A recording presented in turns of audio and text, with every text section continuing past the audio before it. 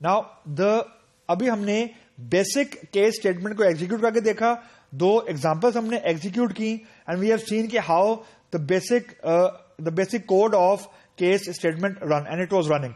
Now a further extension to the case, हम case को ही डिस्कस कर रहे हैं, यानी कंट्रोल स्ट्रक्चर को ही डिस्कस कर रहे हैं. Now a variation of the basic case statement is कि there is an opportunity for us कि हम लोग केस के अंदर हम कंडीशन लिख सकते हैं. मतलब अभी तक हमने जो केस लिखा था, हम केस का कीवर्ड लिखते थे, उस कीवर्ड के बाद हम किसी वेरिएबल का नाम लिखते थे और फिर हम व्हेन के अंदर उस वेरिएबल की वैल्यू को हम लोग चेक कर रहे होते थे और जो सी वैल्यू मैच होती थी वेरिएबल की वैल्यू से, वो केस फिर यानी वो वाला व्हेन क्लॉज वो एग्जीक्यूट हो जाता था.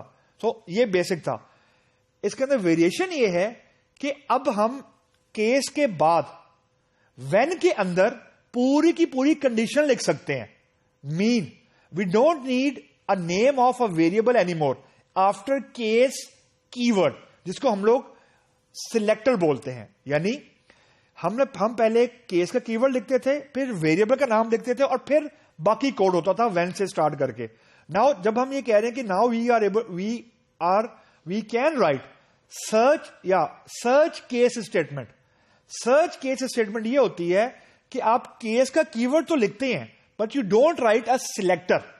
Instead of selector you write the complete condition after when keyword. तो it will work like it कि केस का कीवर्ड, नो सिलेक्टर मतलब नो वेरिएबल नेम, व्हेन के अंदर यानी व्हेन का कीवर्ड के बाद जिसको हम लोग केस स्टेटमेंट बोल रहे हैं, व्हेन के बाद you will write the actual condition, जो कि एक्चुअली पहले हम वेरिएबल के अगेंस्ट चेक करते थे.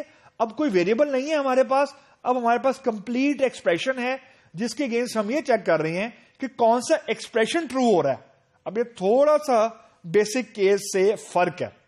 बेसिक केस के अंदर हम लोग व्हेन स्टेटमेंट में वेरिएबल की वैल्यू को चेक करते थे जो हमने केस के बाद लिखा होता था. यानी जिस वेरिएबल का नाम केस के कीवर्ड के बाद होता था उसकी वैल्यू ये डिसाइड करती थी कि कौन से व्हेन ने एग्जीक्यूट होना है. अब सिनेरियो ये है कि सर्च केस के अंदर now there is no more variable. Variable है ही नहीं. अब केस स्टेटमेंट के बाद we don't have a selector, मतलब we don't have a variable.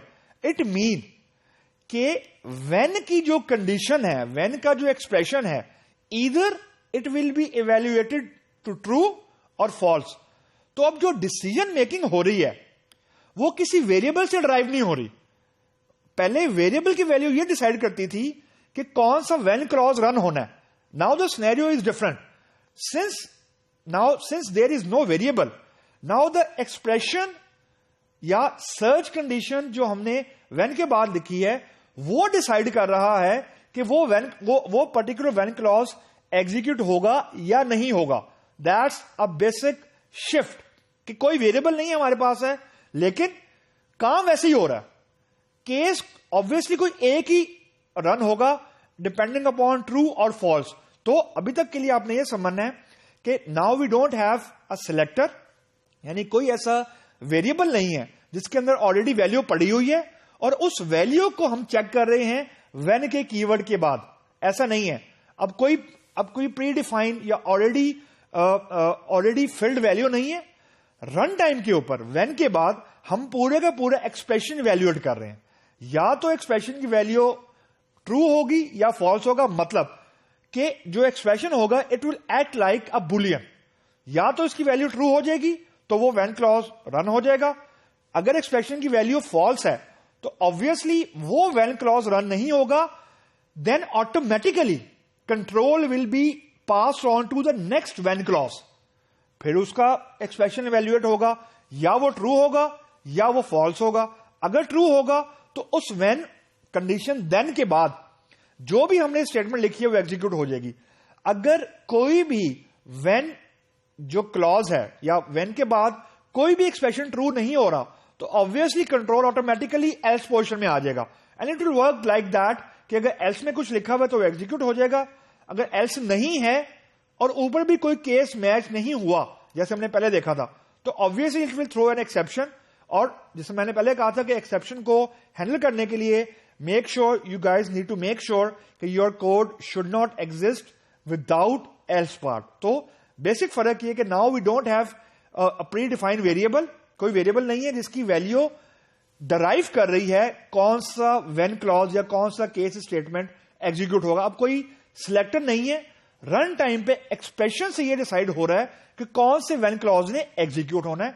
That's a basic difference.